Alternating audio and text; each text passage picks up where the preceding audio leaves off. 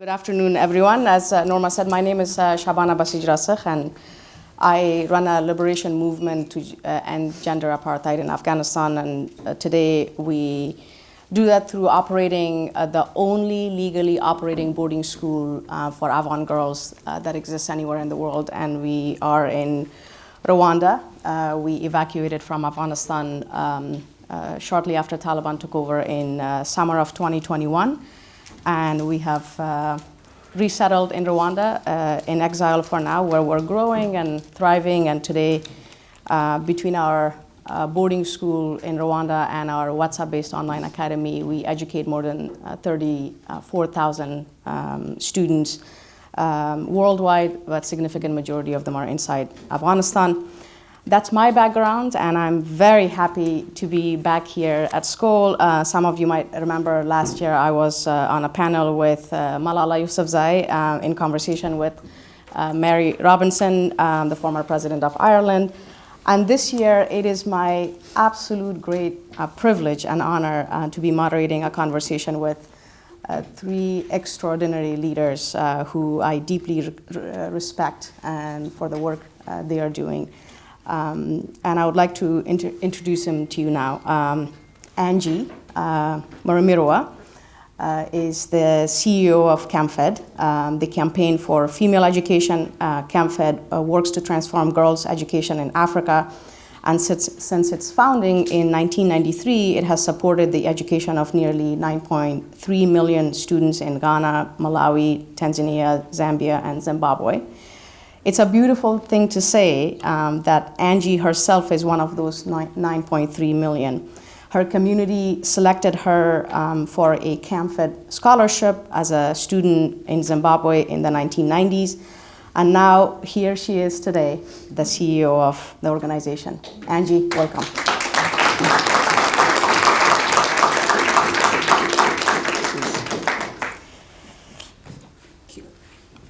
Zia Akhter Abbas. Zia is the president and CEO of the Citizens Foundation, or TCF. TCF is one of the largest education NGOs in Pakistan.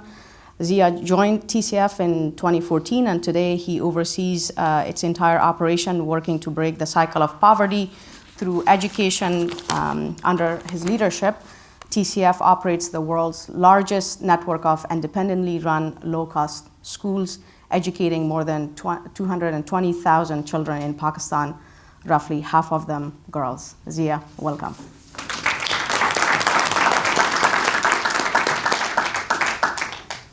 And last but not least, Gabriela Rocha. Gabby is co-founder and CEO of Laboratoria, a nonprofit bootcamp that trains low-income Latin American women for careers in tech. Gabby and her co-founders launched Laboratoria in Lima, Peru, with just 15 women back in 2015. Today, they are in 11 countries across Latin America, and they're equipping thousands of young women with the skills they need to work and thrive in the tech industry. Welcome, Gabby.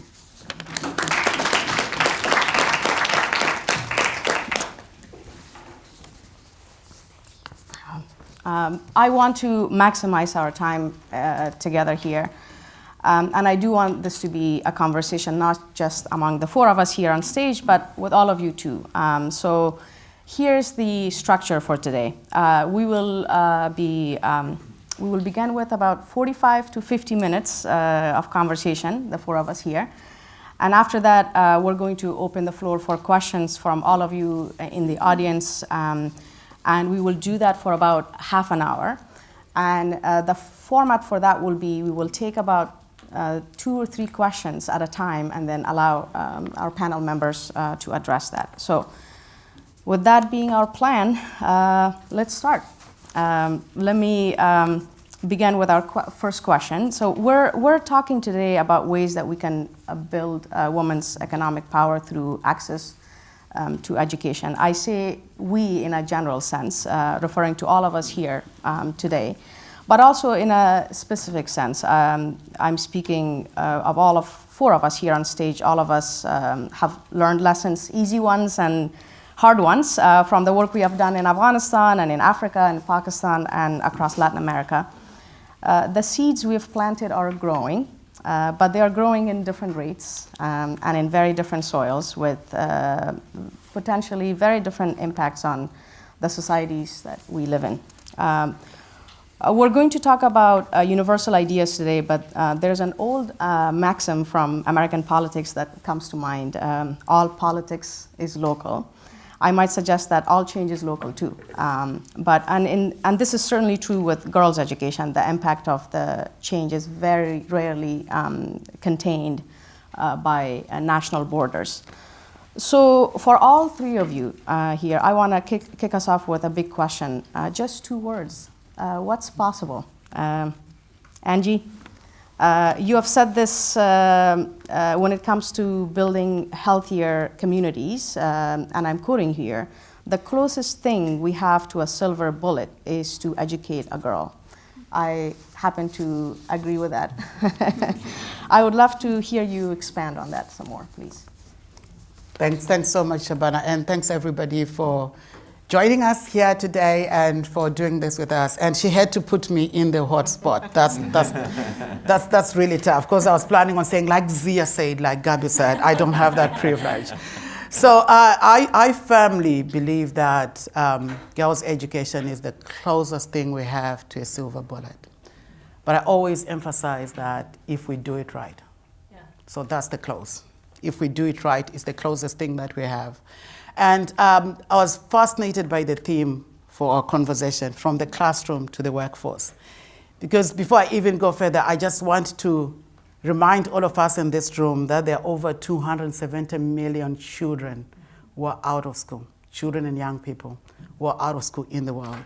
So the moment we even start talking about from the classroom to the workforce, we have not included them in the classroom already. So there are already others that we have left out of this conversation. So we need to be able to continue to think about what does dignified livelihoods mean for them, so what becomes of them. So now let's talk about from the classroom to the workforce, what's possible.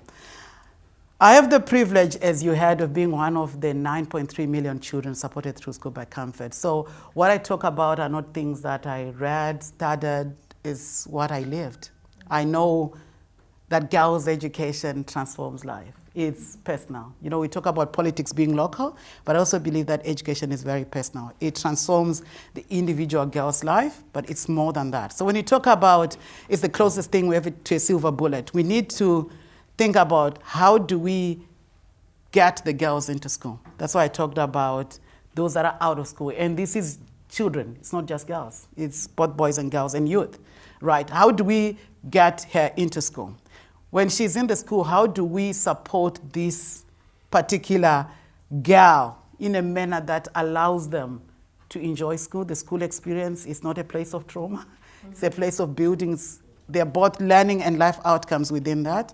We need to think about the person that is coming through to the other end, but we also need to think about what are they graduating into. So when you talk to me about what's possible, it is possible to educate as many children as possible. It's also possible to be sure that whoever comes through that education system can become a leader of their community. But it's also possible for us to be able to do this at scale. So that's why for us at CAMFED, we support girls to learn, we support them to lead, and we support them on their livelihoods and income, and we work with governments to be able to make this possible for every other child. It's not enough that we've supported 9.3 million. It's what's happening to all these other children. So we need to constantly be thinking about that.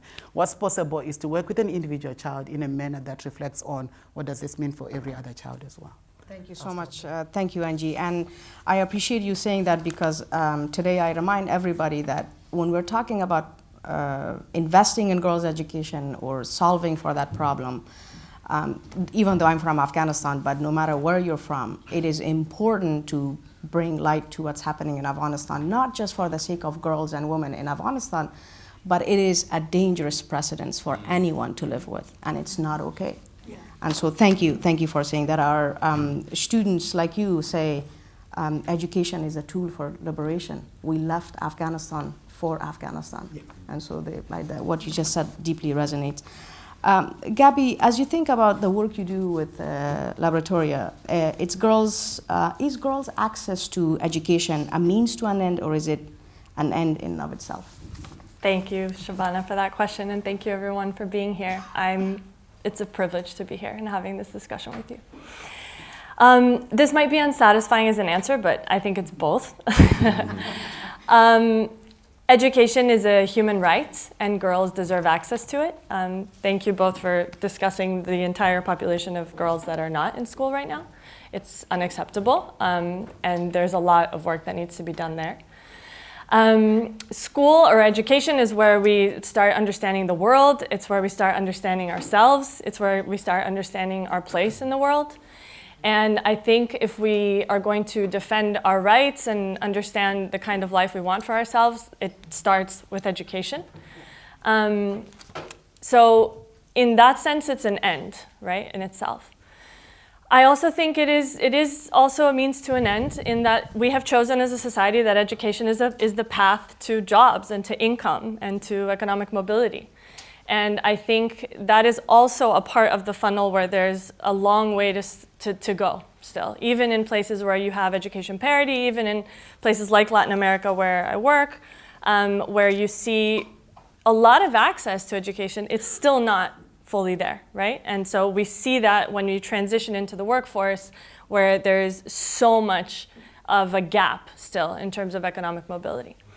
And I think that when it's well done, like you said, Angie, thank you for that, because we talk about education in such a big way, but there's so much nuance that we need to bring to the discussion, and I know we will. When it's done well, there is so much power there, right? And so we can unleash people's potential in ways that are just unbelievable. And so societies are changed, I believe, as a result of education when it's done well. And we see that at Laboratoria. So we work with women who are in their 20s and 30s who have not had access to quality education, but then we provide them an education that is different later on in life, and they thrive. And all of that potential gets unleashed. And I think it's really important because I think it can have an enormous impact on not just their own lives, but their communities, their families, and the labor market, right? And that's how we start changing systems too. A lot of the people who we work with in the job market, they first come to us maybe to check some sort of box that they need to check. And then they stay and they hire more women because they understand the value of that talent. And so we start redefining what it is, who it is that is talented in the world. And I think that is an enormous impact that we can have also through education. So both. No, and it's not an unsatisfying answer. I relate to that. You know, I always talk about, when I talk about SOLA to people today, being the only boarding school for girls from Afghanistan, I remind people, and especially when they're like, this is extraordinary, and I say, yes, and it should not be. Yeah. It should be the most ordinary thing. It should be extremely normal for girls to go to school. It should not be exceptional, Absolutely, so thank you for that. Zia, I know we're neighbors, so I won't presume to speak for Pakistan, but certainly across the border in Afghanistan, there are long entrenched social structures that limit women's social and educational mobility. And this was true even before the return of Taliban to power. How do you work to elevate girls when structures exist to tell them, you know, that basically tells them from almost birth that they are not worth as much as their brothers? Thank you so much, Shabana. And really, it's really important to bring that very real experience of Afghanistan into this room today. So really valuable to have you leading this discussion. It's also really important to understand that narratives have nuance. And from the outside, before I ever joined an educational charity, I used to have this issue about these parents, why don't they want their girls to be educated? So what my last 12 years working with TCF has taught me is parents are parents, and every parent wants their children to be better and go further than they have. I think that's just something so fundamental to being a parent and bringing someone into this world. So what is it that stops them? These are real challenges and obstacles. And if we as change makers and social impact creators can solve those with empathy and with attention to detail, And with a lot of listening, these are solvable problems. That's the good news. So if parents are worried about money and they don't have enough power to afford education for all their children, can we make education for the incremental child not incrementally onerous for them financially? That's what we've done at TCF, because we charge the family what we charge the family. There's no incentive to keep the girl home. Is school too far? So for every 500 meters that the girl child has to walk to school, female enrollment falls by 15%. Yeah. So we built the more inconvenient model of smaller schools but embedded in communities. But most of all, what will people say? Is my girl safe in school? Mm-hmm. And when a mother asked that of one of our founders, these guys, without much research but a lot of instinct, said, why not just have all our teachers be female? So today, all our school leaders and all our principals in our 2,200 schools are females. It's an 85% female organization that I'm such a poor representative of.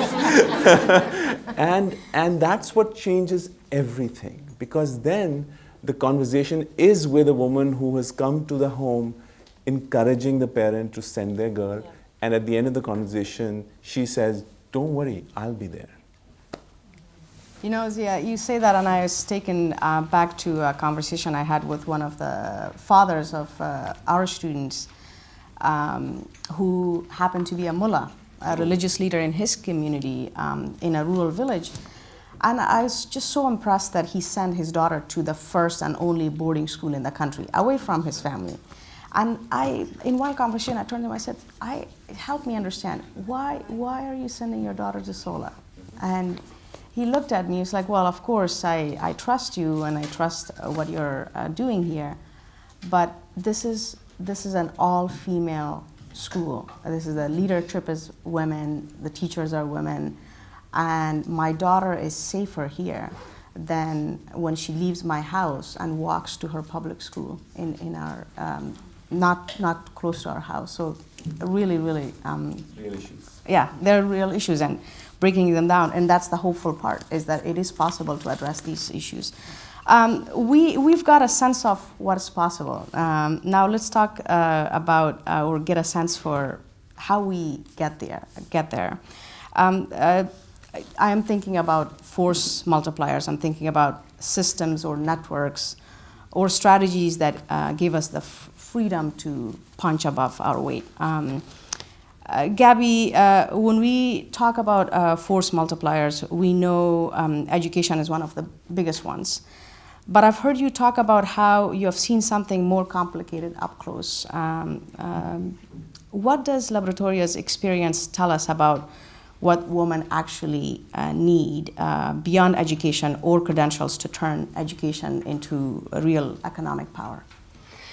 Yeah, so the title of the session is actually From the Classroom to the Workforce, How to Get Women's Economic Power, right? And so I think it's really important because Latin America is actually a really interesting laboratory to look at that, because we actually have achieved gender parity in education in Latin America, which is a phenomenal achievement in itself, as is evidenced by this conversation.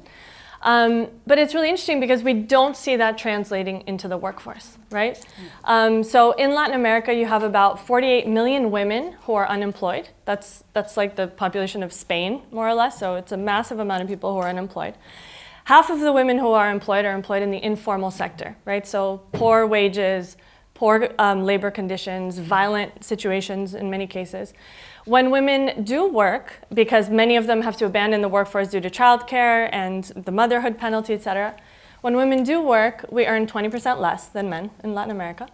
And our jobs are currently at a 3 times greater risk of being replaced by AI than men's jobs, right? So there are compounding barriers that make it so that for a woman to not only stay in the labor force, but have that work be a quality job that actually gets her economic mobility and progress is enormous. The challenges are enormous. And it's a huge problem, because when we think about what needs to happen for economic power, we need to move beyond just participation, as we see in education, for example, and women actually being able to influence systems, right? So what we see in Laboratoria, what we've seen is that there are really additional things that we need beyond traditional education. And I'm going back, Angie, to what you said before. I think it's so important, because doing education well not only means doing traditional education well, or having high quality traditional education, but education is beyond just what we've decided goes into the traditional education system, right? So what we've seen a few things. So the first thing is agency. And I've heard it talked about in a lot of sessions here. And it's one of those words that people throw around. It is so fundamental, right? When we always say at Laboratoria that you can't be what you can't see. So if we don't understand what's possible for us and we actually believe in it, it's really hard to step into places that actually make that possible, right? So we at Laboratoria work a lot on just building confidence, building their agency, having them believe in their own worth. So that's one thing. The second thing is skills building, yes, but not just we stop learning at the age of 21. No, like it needs to be constant. It's lifelong learning, complementary skills. And as the labor market changes in enormous ways and faster than ever, we need to adapt. So we need to go beyond just reskilling and upskilling to like, how do we adapt and become resilient in the labor force? And the third thing that is my favorite actually is the part of social capital, right? So women from low-income backgrounds don't have access to quality networks. So it's not just what education gives us, is who is opening up opportunities for us. In this room, how many of you have gotten a job at some point in your lives through doors you knocked, or through someone who invited you, or through a referral that you got? How many of you? 100%, right? More or less, everyone? That's definitely the case for me. Women from low-income backgrounds don't have anyone in their lives often that can do that for them, right? So at Laboratoria, we believe in creating a system where we can build sort of the social capital that these women can access throughout their lives, because we also know that it's not just about getting a job, it's about the lifelong journey in in the professional workforce that we need to work on. So, yeah. Thank you so much. Zia, I'll come to you next so that Angie has the opportunity to say as Zia and Gabby said. And it feels to me that with TCF, you're both talking the talk and walking the walk. I think I'm right in saying that TCF is the largest private employer of women in Pakistan. Right. What needs to be done to change a mindset in an employer so that they don't just see an educated woman, they see an unemployable woman? Mm-hmm. I think the founders, when they said that, let's just have all women in the school, didn't really realize what that meant when you're building schools in the most dangerous, challenged, remote areas of the world. And sometimes those areas are the most conservative areas as well.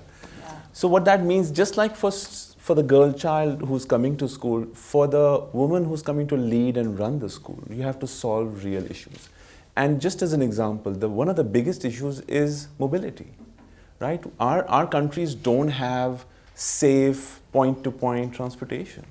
And if I want to work, if I have all the skills and the capabilities, if I even have the permission from all my community and my family, how do I get there?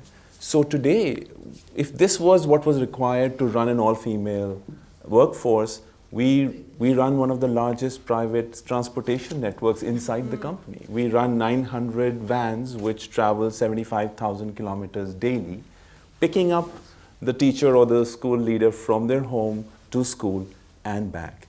And it's not just about transportation, as you know, Shabana, it's about safety and it's about dignity. A car pulls up to your home and the entire village watches as the young woman, is driven out of the village. It says something about what education is unlocked. So that's the hard and technical part of solving for it. But you're not going to change every employer out there. Mm-hmm. So how can we make our girls such that they can go out and demand and craft solutions and negotiate solutions when they have to? So the fact is, in my job, I talk to a lot of alumni. And when I speak to a group of girls who have passed out from TCF, they fill the room. They can tell me to be quiet and listen to what they're actually saying. And that, what you called agency and that aspiration is what education is supposed to unlock more than anything. So today we are really, like Gabriela said, we are in a strategy that was approved by our board only last week. We are saying learning outcomes for life outcomes. This parent is giving their child to our trust for 11 years with some implicit promise of this child, girl and boy, will be able to stand on their own 2 feet tomorrow. And if we can prepare them holistically, not just for a financial trajectory, but also a personal, journey and a moral compass, then that is what they need in the world out there. Thank you. Thank you so much, Zia. Angie, I am the founder of a girls' school with a small but growing and highly engaged alumni network, and also with a dream that I will also be replaced by one of our graduates, hopefully soon. And I'm now when I read that, that's great. And I'm really personally very struck by the strength of CAMFED's alumni network and your paid forward model. It's women helping women, yes, and even more than that, right? It is graduates helping your current students. And you've personally been part of this. I was hoping you could talk a bit about the strength that you see in this. I'm so glad that I'm speaking after them. Because I'm sure they stole my notes and saw all the things that I was going to talk about. Because absolutely, in terms of absolutely, in terms of just how it's important to look at the whole child and how we come around that, the issue of, what are they transitioning into? Networks is a big issue, and in terms of just the social capital around them. So I totally agree with you. And Zia, I think you saw my notes, because at the center of this is always, the parents' commitment to better for their children. Parents are parents everywhere. At times there's a tendency to think if a parent is poor, they don't really want their children to have better. At times they just don't know what better looks like, and it's important to think about that. But you asked me about the alumni network. So I'm going to use a very vivid example here. How many of you want to run? No, you can put up your hand. I'm not asking you to run in this room. You like running? Okay. How many of you have competed in 100 meters run like Usain Bolt? Why haven't you won Olympics? So I'll tell you, like in 1998, right? At that point, I'm very precise about this, the year, right? At this point, we had ran our 100 meters as CAMFED supported students through high school. Where everybody's telling you that, just work a little bit harder. We were the first cohort to have been supported through school by CAMFED. We're all coming from families that could not afford to keep us in school. So for us, we were very clear that our way out of poverty for us and our families is doing the best that we can in school. And I'm giving the example of running 100 meters because it wasn't fun. It wasn't fun. We were learning in English. We had to understand that when somebody says who, they mean person. When they say when, they mean time. When they say why, you answer with because. All those things. We had to do the algebra, the maths. We had to learn about electricity when we didn't even know what it was. So we had ran our 100 meters. Can you imagine getting to the finishing line, crawling to that line, and realize that there is no income at the end of that finishing line? We graduated back into our family situations where we didn't have a meal. We didn't know where our next packet of sanitary pads were going to come. And yeah, we had passes. My primary school teachers came to my home to see my results because they were like, what? Secondary school, a girl with those results? Can we see it? They couldn't believe it.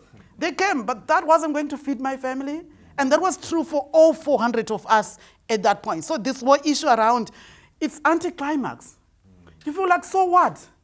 All these years, and I come here and you say, my livelihood is not changed. We are still poor. I've got a better idea of what life is. Long story short. So the 400 of us were sitting in this room, and everybody was talking about, I'm so glad I got this chance. But right now, what do? I don't even know where the teaching colleges are. I don't know where the job colleges are. I don't know where to apply to university. I don't even know who to go and ask. I don't have a network. I don't know even how to apply for a job. And if I have to apply for a job, most of the jobs are outside of my community. Where will I stay? Where will I sleep? And this was the time of letters. Am I divulging my age here? It's too late now. It's too late. Stop calculating. Your math is not good anyway. So, so like you'd write a letter and you'd get, to get where it's supposed to get 6 days and all these things. But at that time, we were all very happy, but we started crying in that room because for us it was anticlimax. But I just want to bridge this to the classroom, the alumni network. On that day, on the 2nd of July, 1998, that's when we found the CAMFED alumni network, called CAMA. That's when the 400 of us decided that we are going to support each other on the next step post-secondary school.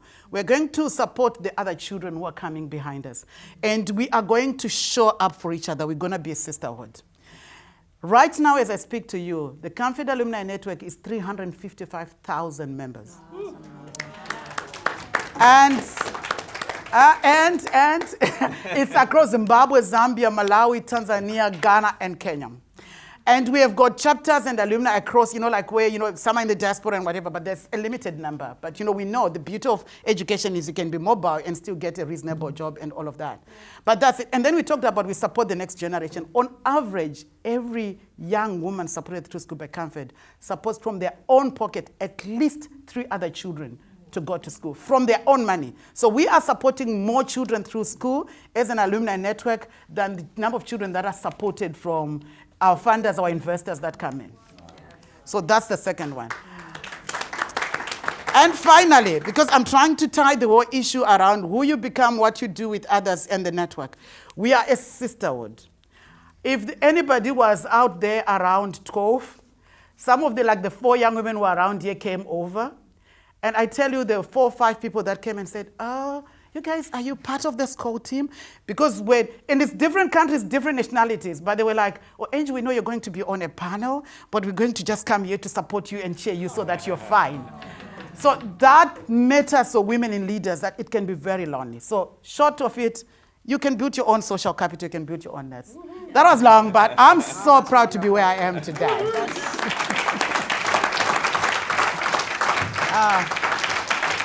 That's hugely uplifting, and as you were saying that, I was dreaming about SOLA girls doing the same thing for each other, because they do already. They care deeply about each other. They're so committed in that sisterhood. I see that. So let's talk about allies. Who are the allies we can call on right now? The one to stand, beside us in the work that we're doing, but also I'm talking about the likely ones and the unlikely allies. Let me start with you, Zia, if that's okay. What are some of the macro trends and forces shaping women's access to economic opportunity in the communities you work? And who are some of the allies helping women in this process? Yeah, I think we just completed a multi-year research going back to about 15 communities where TCF had been there for a few decades. And this was almost in longitude, ethnographic study of understanding what has changed in the norms around gender because of education. And some really interesting findings. The fundamental things is, of course, education has changed attitudes and norms, and what was very taboo or very uncommon has become much more common. But it's also the economy. It's also the fact that this segment of the society is going through such crushing inflation and such crushing stress. I think that's across the globe today, even in some of the more rich countries. So that is forcing families to consider what is important and necessary, and almost more pressure is being put on girls and young women to actually step out without relinquishing the double burden of also looking after their home. So while we figure out a way to make them economically kind of empowered, we have to figure out ways to how to share that domestic burden as well. Yeah. The second amazing thing that we found was there, like you said, the intuitively like expected allies. These are the women who are coming into the school from other communities as school leaders and teachers, and they show to this community and their parents what is possible as an educated woman. But also the exemplars, the first trailblazers like yourself, right, who have gone through the process and they've not turned into some, strange beings. They're in the community, they still respect the elders, and they're finding a way of synthesizing the local culture with whatever they've learned. But also the fathers, right? We have this mythical battle between the mother and society, which is so true, by the way. And in some families, it is the mother who's the only reason. I have so many stories that I won't go into them where she was the one struggling and believing. But it's also in some stories the unexpected father who is braving all these taunts from the extended family of what is happening to you. You're sending your daughter to school. Now you've become this person. And that sometimes is really important as an ally to protect this little endeavor that the family is on. So I think it's we made our schools co-ed so that the elder brothers could walk their sisters to school and solve for that safety issue. And it's really like, I think when you step back, it is a social problem if the girls cannot access school. So it's a society-wide issue. So we've really learned all the nuances of allyship in this process. Absolutely. I can even personally speak to the power of fathers and men as allies in the work we're doing. When I was 15 and I had the opportunity to study in the US as a high school exchange student, there came a time, and this was shortly after the US engagement in Afghanistan, there's a lot of nervousness around like sending your young daughter to a Western country. Yeah. And I had worked so hard to be selected out of 4,000 students, for 40 students for the spot. And I thought this was going to put an end to it.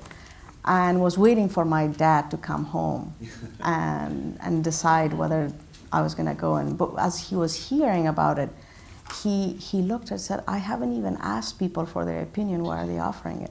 My daughter has earned this opportunity and she's going to go. And so they can be such significant shapers of opportunities for young women. So thank you for bringing attention to them as well.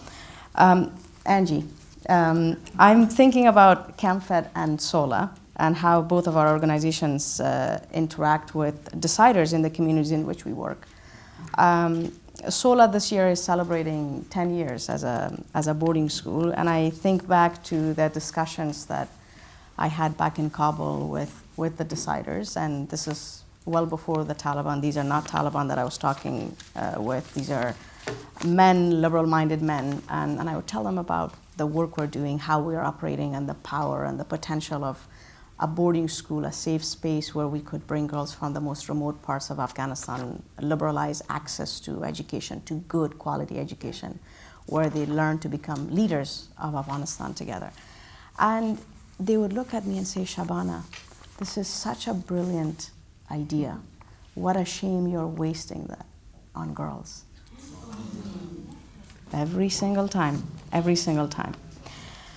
And I, believe it or not, had those conversations with men dressed in Western suits and shaved beard. As I was sitting with fathers with long beard, with turban on their heads, who were fighting for their daughters' rights to receive an education. So I don't know if you've ever had conversations like this. I hope you haven't. But if not, how do you create allies out of leaders and deciders whose mindsets may not align with your ideas at first?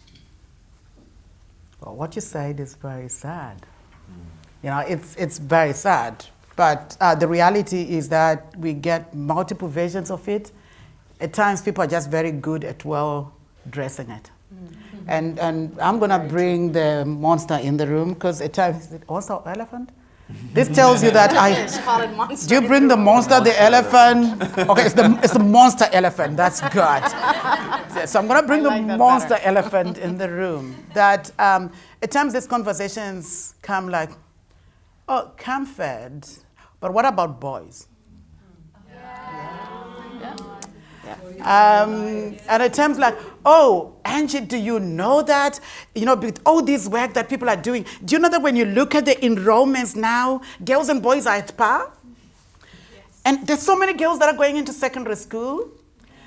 You keep talking about this, and I'm like, this is usually what I usually say. I'm going to say that. I'm like, okay, can you tell me how many female presidents you know? And people like, they start telling you the names.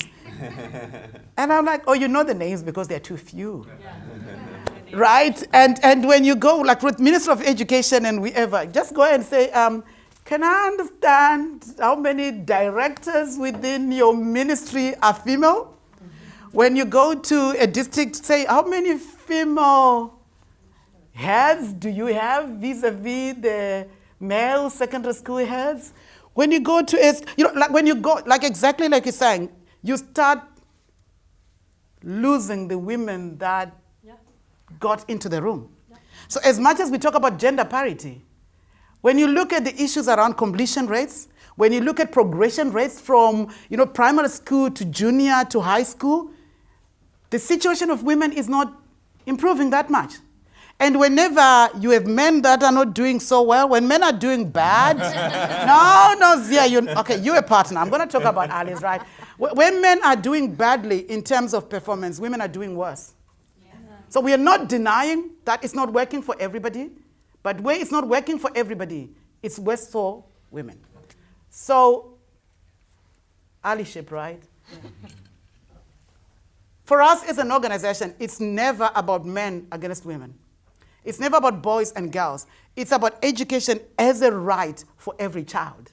And that is something that from even when CAMFED started, our vision doesn't say where every girl. It said where each and every child is educated, protected, respected. Because for us, when boys and girls are doing well, that's what makes the world better. I cannot see a situation where my brother does not have the education that I've got. When CAMFED supported me through school, they gave me 2 shirts for school. I sent the other shirt to my brother so that he's got a shirt to go to school. It's never about boys and girls. It's always about how do we humanize this, how do we come together. And you said, how do you partner with those that are not in the same place with you? At times, it's exactly what happened in the room when you say that. Did you see that everybody said, yeah. That's not bad. It's what you do after the, yeah. Exactly. Do you go to war? Or you engage until you get to understand each other. Our greatest champions in the organization at times have been people that were initially very negative. But no, it doesn't work. This will not work. And right now they sit in the lecture to us, I told you women were great. Women are amazing. Do you know that this one? And some are even claiming they supported you when you knew they were not supporting you.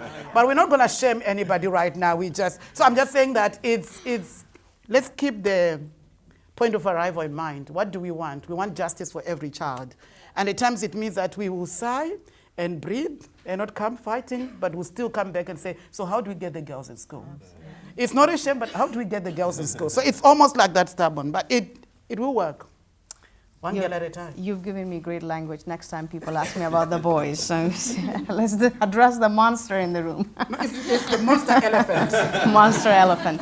No, but I think it's so true, and I think that what you do next matters significantly, and especially when you're in communities. I will show up until you understand, because I'm here to understand you as well. Thank you. Gabby, when I think about my own students at SOLA, I can't think of any greater allies they have in their journey than their moms and dads, and it's true. I talked about some of them, but they've taken enormous risks always to make it possible for their daughters. I'm talking their parents, grandparents, their entire families. I'm sure you see much of the same the students at Laboratoria, but I've read that millions of women, as you also pointed out, in Latin America are underemployed or unemployed despite their talent. Yeah. What do you say to women like this and to families that may have sacrificed so much to educate to educate them. How do we keep them bought into the promise of education? Because we all agree that fundamentally education is that incredible force. Thank you for that question. I think it's such an important one. I was just having a conversation about this earlier, actually.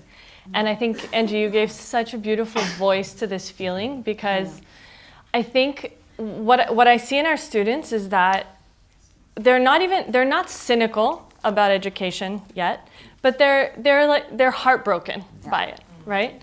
And I think it's really sad, because we know the power of education when it works well and how transformative it is in people's lives. And it's so difficult to watch people who have sacrificed so much for an education that ended up not giving them what they had hoped, right?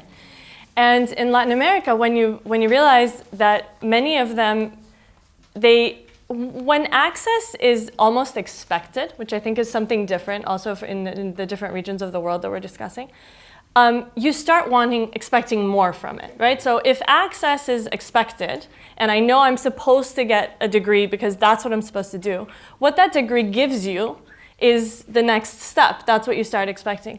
And so many women, especially women, are graduating and not finding those opportunities. And I think this may sound obvious, but I think the medicine for that is just good results. We need education to actually be the promise that we know it can be, and that it is in so many cases. And that's why I'm so admirable of the work you all do, because there are so many examples of quality solutions out there that just need to become the norm, right? And what I love in Laboratoria, and it's so true what you mentioned about the men, because a lot of people think that by doing the work we do, we're going to get men to be allies. I actually do believe that men are already allies for a lot of this work.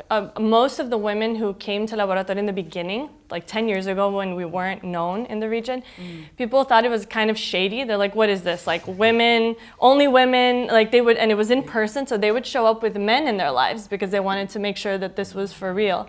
So we've had male allies.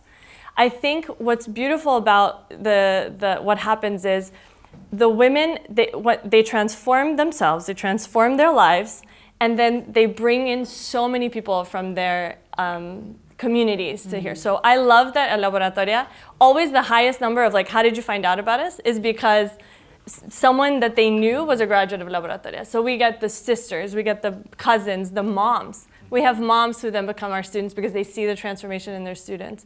And I think that forms a bunch of allies in their community. So I think the individual, is the impact on the individual is really important. And then also in the employers, because it's true what you say, they all think that they always thought like this, they didn't. But they become allies, and I think it's so important, because when we talk about changing systems, the people changing systems are people within these systems, right? And they're the decision makers, which happen to be men. So when we start influencing how our students go in, they become the best possible employee in these companies, and then all of a sudden you have all these allies around there that start changing their policies. We have companies come to us that change their policies, and they make exceptions for Laboratoria, and then I'm like, why are you making an exception for us? Just take out that policy. Just open it up. And so I think I think it's really important to show results and to see it. Like you believe it. Education is really evident when it works, right? You know it, you feel it, you can tell. So when it works, that's kind of the result that we need to happen, so that more people get convinced by it, and so it's not so heartbreaking for the people sacrificing so much in the process. I so relate to what you just said, because at SOLA, every year when we open our admission season, we receive thousands of our applications. This past year, we received 5,400 applications for 30 spots. Wow.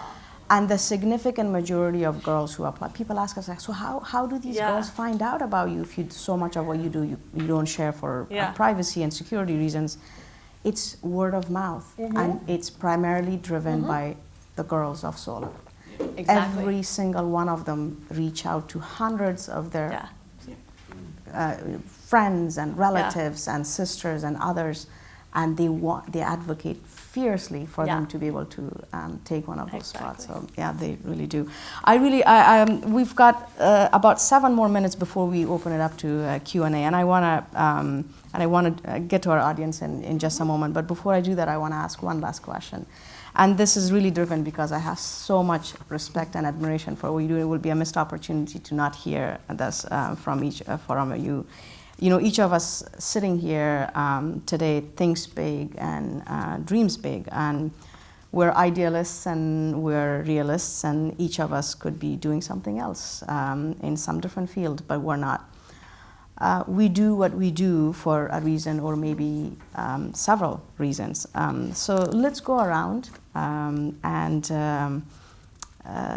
this time, if that's okay, Angie, I'm going to start with you, and then Zia and Angie. So you cannot. Tell me, what is your why? Why do you do what you do? You know, think of this as your, if you don't mind, in the interest of time, as your elevator pitch of inspiration. Take us into your energy and your passion and your commitment. So we'll start with you, Gabby, and then Zia and Gabby. Excuse me, Angie. What is my why? I do this because I know personally the pain of being excluded from education. When you know you deserve it, when you know you do very well in it, and when your own effort is not enough, just because you're born in the wrong postcode or whatever, or income level, it's painful. So I know very deeply what that feels like. I got the chance. I'll talk about that, but I know that because when I go to those that I was at primary school with who did not get the chance that I got, I see what I could have become. And that's heartbreaking. Yeah. Because there's no reason why our lives could be so different, except that I got the chance that they didn't. And that hurts, because they were equally good in school, some of them even better than me, but they just didn't get what I didn't get. But I also know on the other side, just the power of getting that opportunity, because I live that every day, but because of my work with CAMFED, we're talking about over 9.3 million children. I see that every single day. I see the opportunity for children to stay in school, for that to be done very well, stay in school, supported at the next stage. I see how it transforms individual children's lives, how it transforms their families, their communities, how it's transforming our nation. Come on, we've got girls whose parents are called the lawyer's mother, because this of them is so important. And you get people who are talking about districts which never had students coming to university, going to university, and then they look, what has happened in that? Is it something in the water? So I'm just saying there is something about this that I know way too intimately. So I want to see as many children as possible in my lifetime while I still breathe, get their chance, because I know it makes a difference. Well, may you live a very long time, because we need you. Zia. My why is, there are 2 points here. One is why I did get to TCF in the first place, and I think that was just my mother. I think I could see, you know, she was a person who used to wear a burqa and started going door to door collecting funds for a little, you know, community school that these girls were running. But then when my father lost a job, she was the one who started a small shop and took all of us through school. And I know what economic opportunity in that time meant for us and for our children who would never maybe even realize that story. The second point is like the kids and the girls that I see going through the system now. And it's not, economic opportunity doesn't necessarily look like somebody who's going to arrive here in a car and be so affluent. I'm thinking of Almas, who went through grade 10 in our school, and because of her family splitting up, couldn't go beyond grade 10. But today she runs a social enterprise in her fishing village, which takes city folks to see the mangroves around her community and sensitizes them to the need to preserve those mangroves. She's still a grade 10 young woman. She has enough, which is this powerful concept of I have enough to start giving, you know, back. And it's not a huge sum of money, it's just what I feel is enough before I start contributing back. And I feel that if we can just give that choice to individuals, girls and boys, to chart their own path, I believe there is a lot of power in an agency in just lifting these communities themselves, and they will do it themselves. Thank you. Thank you. Gabby? So I have always felt like a deep indignation with the fact that there are enough solutions, resources, opportunities to go around. We've achieved something incredible as in humanity. And it's just indignant to me that that's just not equally accessible to people. And I've never really understood it because I see a lot of things a lot of problems in society, and I feel like it doesn't have to be this way. And when I saw with Laboratoria, I was a bit skeptical of it myself first. I was like, can it be true that a woman who goes through low quality education, K through 12, can later in life just learn skills, not get a university degree in 3 to 6 months, and then get a quality job that pays 3 times more, grows, become, is it possible? Because if it is, that is such a unique opportunity to solve so many of, social mobility problems that we have in Latin America, in my region. And so I just knew I didn't want to dedicate my professional life to anything else. If that's possible, like that's where I have to be. And I also think that there is no issue that isn't a women's issue. And I think that if women had more economic power, we would live in a very different place. I'm truly convinced of that. And women are the birthers, the caretakers. We're the ones like holding society together through sheer resilience. And I think this work brings me a lot of purpose, and I'm very grateful to do it. So that's my why.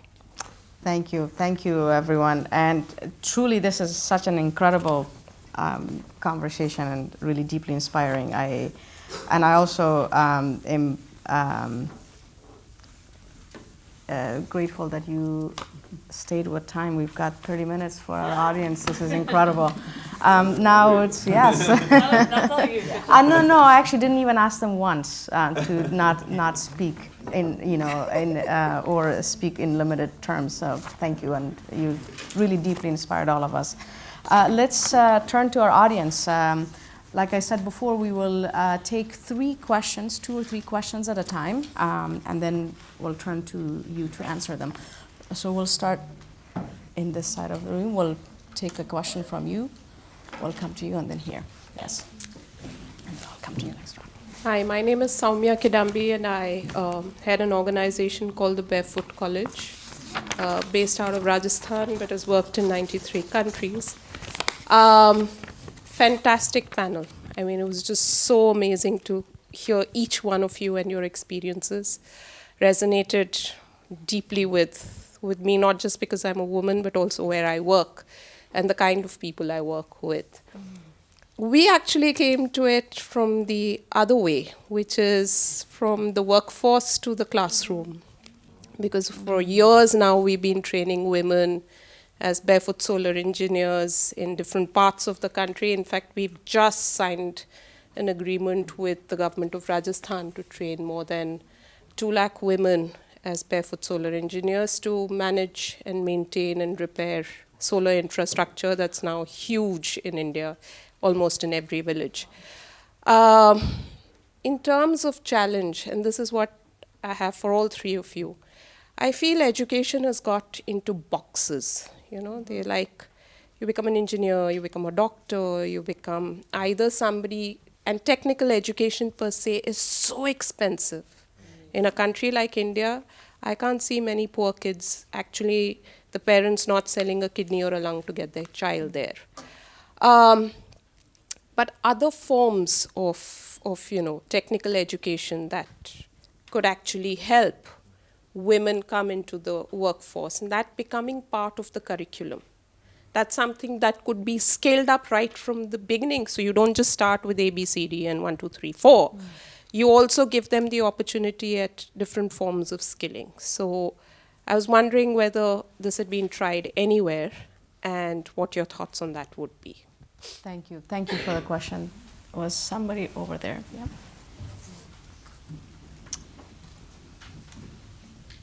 Thank you, and thank you so much. This was inspiring and thought-provoking. My name is Karen Hanrahan. I'm from Child Fund International.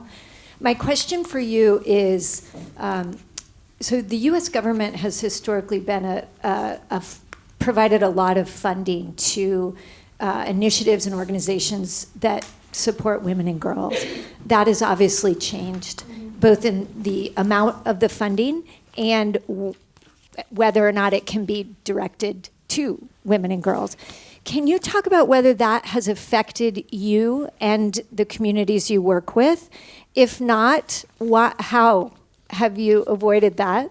And if so, how has it impacted you?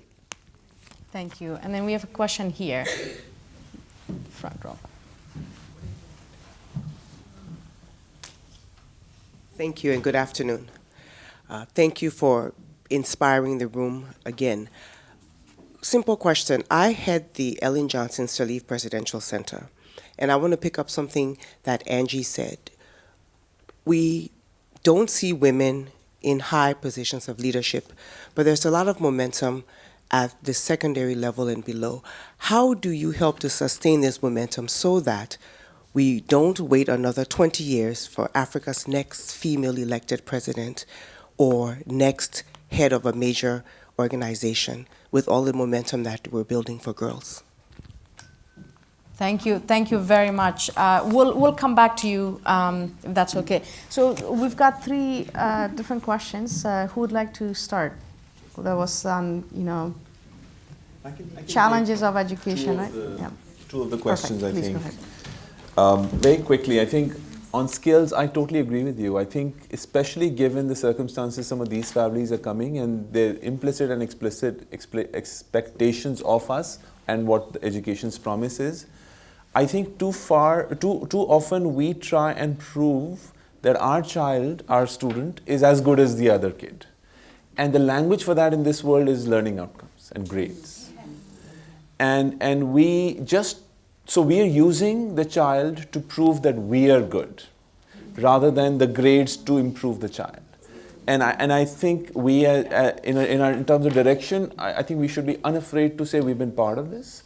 And it's not that learning outcomes are not important, it's just that they are not enough.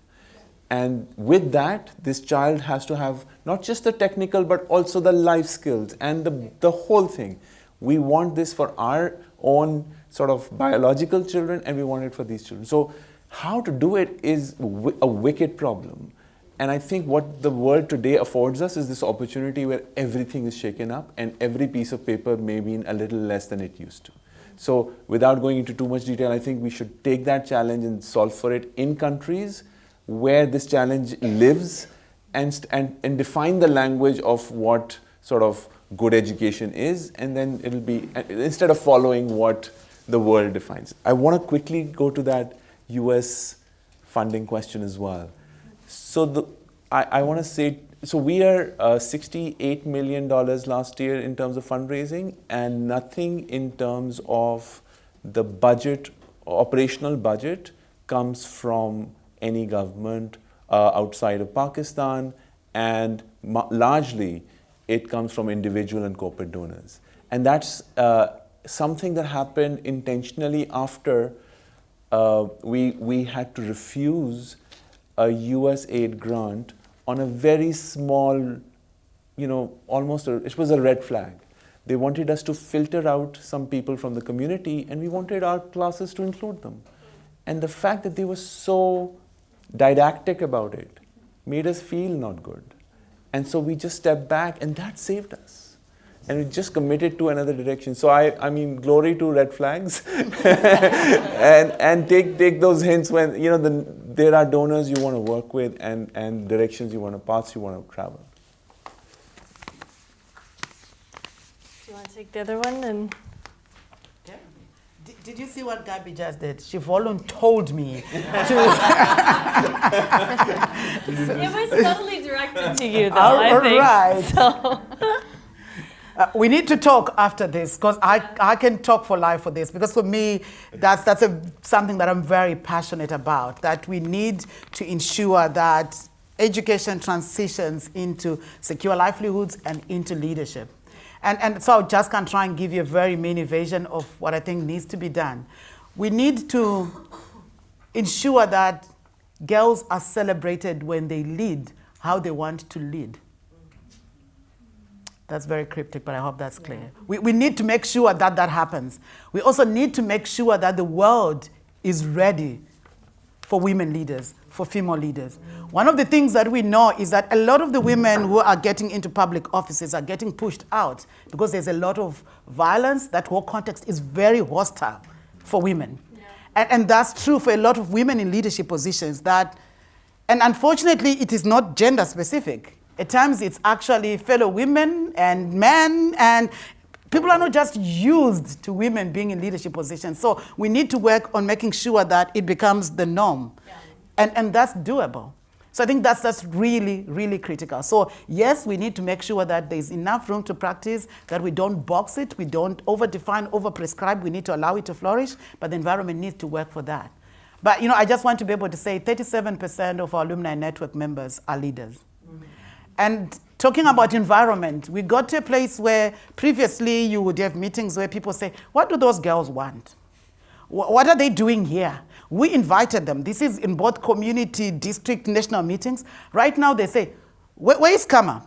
We need somebody who understands this issue better. So I'm just saying that shift can happen. But, I'm part of the starting alumni. That's why I'm just saying there's a lot of bruising that you go through when you have to trailblaze. So I'm just saying we need to make sure that we're not just saying women should become leaders. How do we make that possible?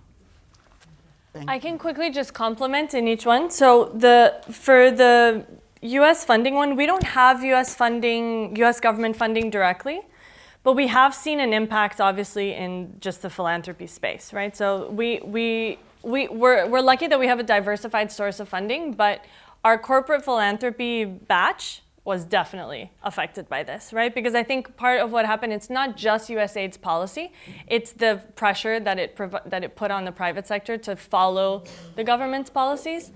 So we definitely had calls where, it was like, are you thinking of serving men anytime soon? Just like nonchalantly or ghosting or, just, it changed for sure. So there definitely was an impact in the space. I feel blessed that it hasn't had a huge direct impact on our funding capabilities, but that's not the case for many organizations, right? Many organizations have been impacted directly.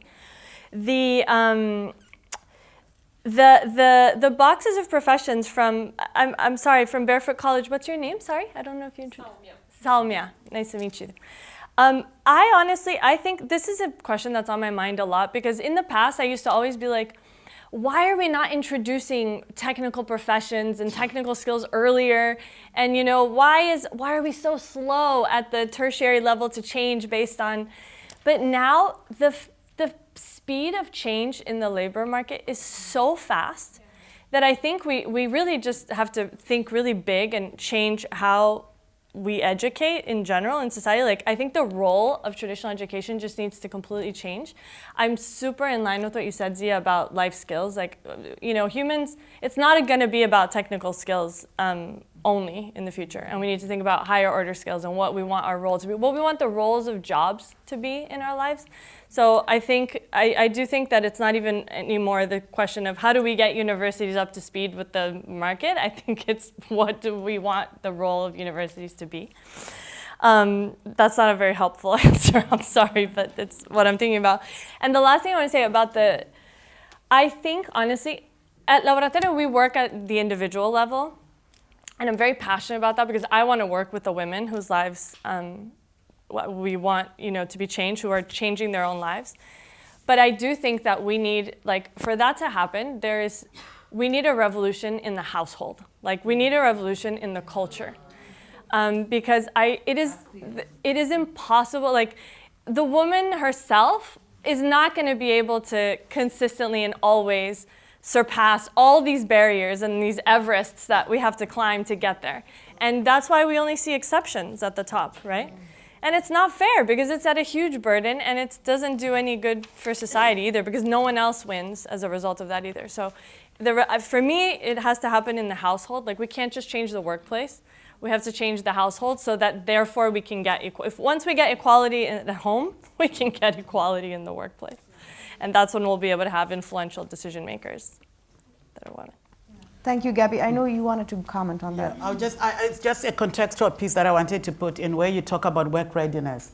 And just to say that statistics are showing that, and I will speak for Africa for this one, that's why I know, that less than 8% of young people are graduating into waged employment. Less than 8% into waged employment, which means that the majority have to create jobs because those jobs don't exist. And so this is why this whole issue around boxing really matters, because we need to think about entrepreneurship right from the word go and earlier on. But also just, in terms of universities, the number of absorptive places for universities on the continent are so limited. If I'm not mistaken, it's less than 20%, if not 10% actually. In some countries I know, for example in Malawi, it's less than 5% number of students who can go to university. So university as a pathway to economic empowerment is not feasible. That's why we go to secondary school, because that's where the majority of the children leave the classroom to go into the workforce. But I just really wanted to put this in a context that, when we talk about work readiness into the workplace, we need to realize that young people are moving into the workforce as early as junior secondary school. And so that's why it's important for them to be ready at that point. And just quickly on the point around reduction in resources in the context. Any reduction in resources will impact children's lives. Whoever was benefiting is no longer benefiting. In a context of huge crisis, climate, all these issues, it bears on the children and on the most marginalized. And we see that in the communities that we work in. Thank you. We'll go to a second, yes, definitely applause to that, thank you. I promised you here over and then zigzag here and then I'll take a question from you. So a bit of zigzagging here.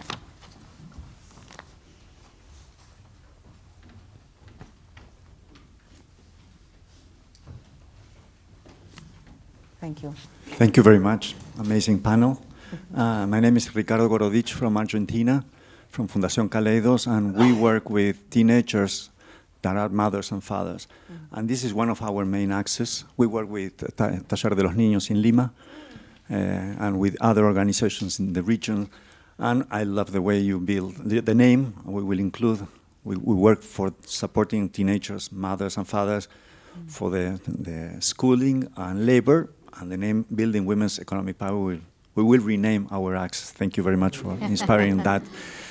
My question is, if in your incredible programs, how do you approach this complex situation of women that had an unintended pregnancy?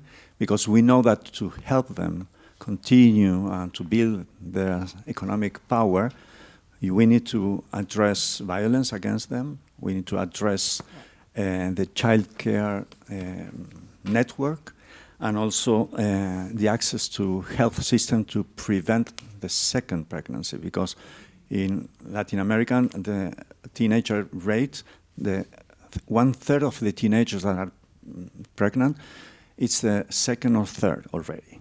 So how do you approach these issues for you to be so successful for every single girl and woman in your programs? Thank you. And then the second question is here, and the third one is over there. Thank you. So maybe you can. I'm Ana Fontes from Brazil. I'm running an NGO to support women entrepreneurs with over 3 million women in our platform. I know maybe you have the answer, but my question is very, very simple. Despite the... I have some notes. Despite the incredible initiatives to support girls in STEM, the progress remains very slow, in my vision. So CEOs continue to be men with STEM backgrounds. It's in Brazil, it's this situation. I think it's the whole world, it's the same situation. And the same applies to position of power, especially in large corporations. We still haven't managed to move the needle fast enough. We still see girls, I have two young girls, not seeing themselves in these spaces. I know it's very difficult and very simple. How can we accelerate that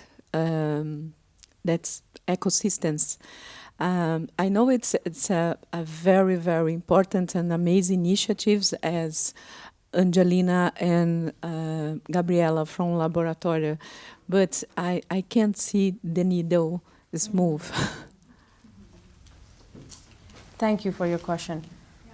Thank you. I think Gabriela can be a great spokesperson for my organization. The organization is called Breakthrough. I work with young people, and to underline some of the things that Gabriela was saying. One is that you cannot be what you cannot see. Yeah. So what you're doing around role modeling, that's my question. Also, the second question is very related to something you said. You said that the labor market is changing so fast that whatever skills you are teaching today, they are not going to be relevant tomorrow.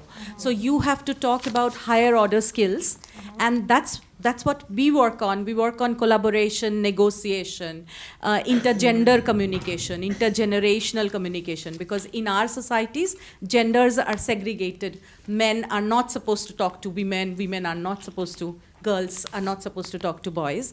So how can we lift these skills as the men's skills of tomorrow? Because the challenge remains that whenever people talk about skilling, they are still only talking about the hard skills, which I think are going to be very hard to bank on. Thank you.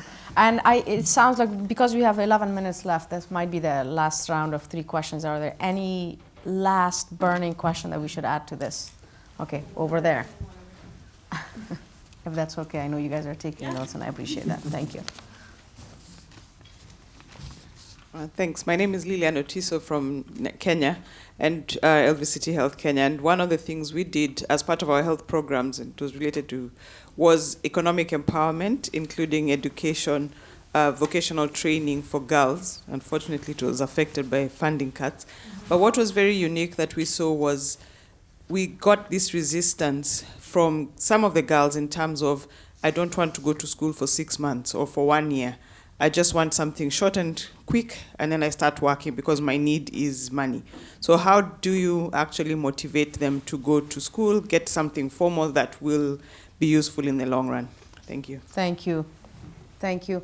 You had a question that was... Oh, it's okay. Go ahead. You ask your question. We'll keep the answers brief. Yeah, first of all, again, thanks. It was super inspiring. I was wondering what you actually do around the child penalty, because I think that's a thing that is globally an issue. And I was wondering if you... What do you mean by child penalty? As in, like, as a woman, like, I'm working currently, and if I work, once I have a child, it's incredibly, like, it will, by, like, statistically drop my wage, and that will, of course, like, decrease the chances I have to then have a leadership position. And I'd love to do it, maybe, but, like, the likelihood is incredibly low unless I can afford, even in Europe, like, childcare and everything. So what do you do in, of course, like, even other contexts around the world? Because to have women leaders, we need to kind of, like, solve that issue as well. Yeah, which is later on. Thank you. And that's a great way to put child penalty, because it makes people uncomfortable. It's good. Thank you.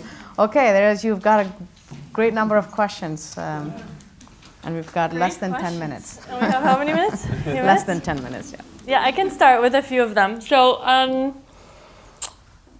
to your question about the period of education, I think it's such an important thing. Like, it's one of the things that we've actually played around with the most, because I think it's really hard to identify sort of that, the marginal gains after a certain period of time. Like, when do you start losing people because it's too long, but you also want, you know that for results that last over time, I think one of the failures actually of adult education in the last decade has been that we've promised to democratize it, and through like what they call MOOCs, right? Like ed tech is all about, like, no one I know has ever finished a course online, right? Ever. And a lot of that is the promise. So I think if it's too short and it's too superficial, it doesn't actually benefit. If it's too long, you're not serving the right people because they can't afford to stop working, et cetera. So I think it's a very nuanced question. It depends who you're serving, what their specific situation is. And I think education systems need to have this conversation and be willing to break away from old norms about what we think is the right time, right? So I think it is very personal and very specific. We try to stay very close to our users and our students who are women in their late 20s who have very particular, they're in urban places, they have young kids, so like their situation will be very different if the student is someone else, right? And so I think I think it depends. To the question about role models, what we're doing with role modeling is, again, it's similar to, it answers a few questions.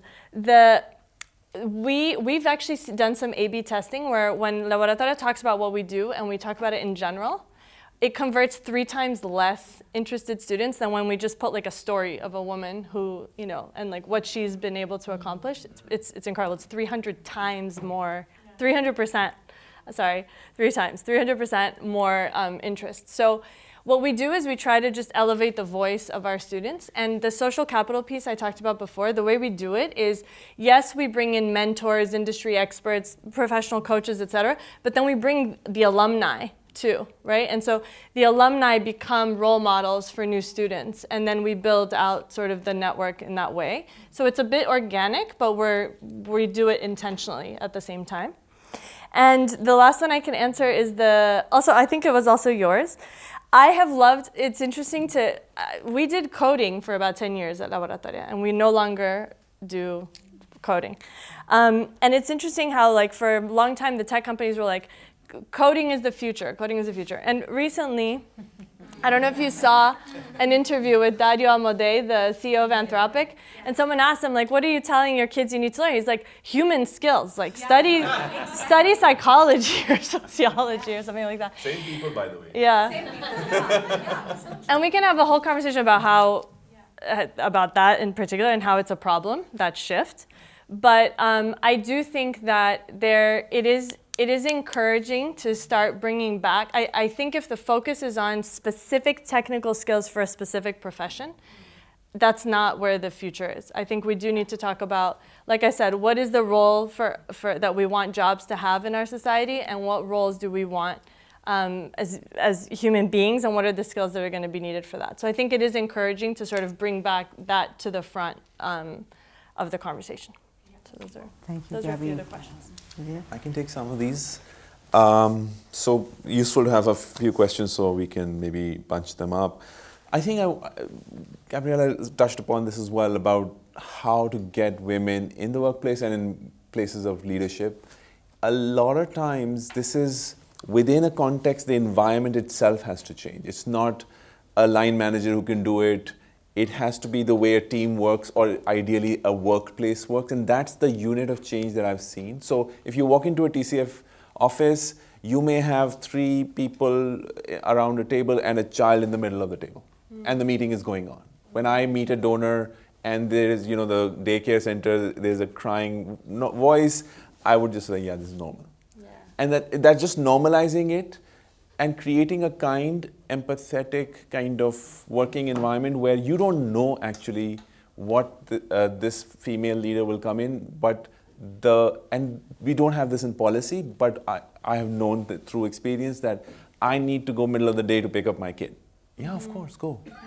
And I don't have daycare today. Yeah, of course, don't come. And that is not in the policy. And there is nowhere in the system where you can mark that, but everybody knows that that's how we work. So I think that's the unit of change which incrementally can work. We run a mentoring program for grade 8 students, girls and boys, which is focused on agency and aspiration. And really coming out of this victim mindset, it's literally the cycle is called From Thought to Destiny. If you can think it, you can become it. And in the 6th of these 7 Saturdays that we bring, thousands of volunteer mentors into the schools, the 6th cycle is a hero speaker, where it's somebody from the community or somebody from a similar context who will come and say, it's so possible. You have to, when you're working at scale, you have to somehow structure these really intangible, like how do you scale agency? It's a tough thing to do. Very quickly, play-based education in the early years. You know, intuitively, if you're trying to fix secondary math or technical skills or these higher order skills, you start doing programs in the 8th grade or 10th grade. Yes. It's actually much, much earlier. Yeah. And if you can, especially in our context, it's so regimented early education. If you can go to much more play-based early education, then you have kids in 1st grade walking up to you, can I read a story to you? And you're like, you've won the lottery, like you're set.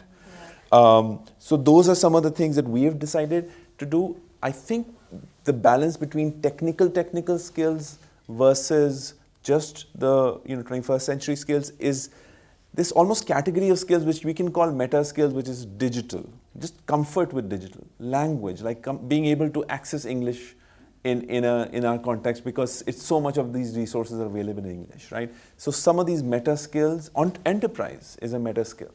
And you don't know what you want them to do, but just know that the jobs aren't there, you'll have to create jobs. I'm going to try and do this in 40 seconds, so you have a minute.